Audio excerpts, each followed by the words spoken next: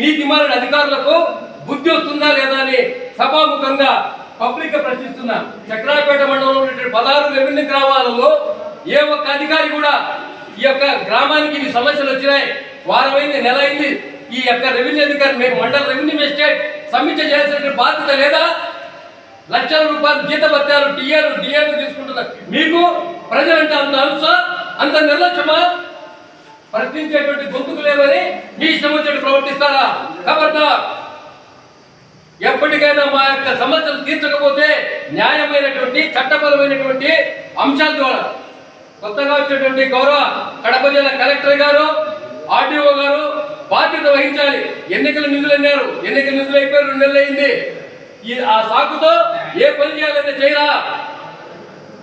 మీకంత బాధ్యత రాహిత్యమా, నిర్లక్ష్యమా? ఎవరన్నా వస్తే చూస్తాం, చేస్తాం.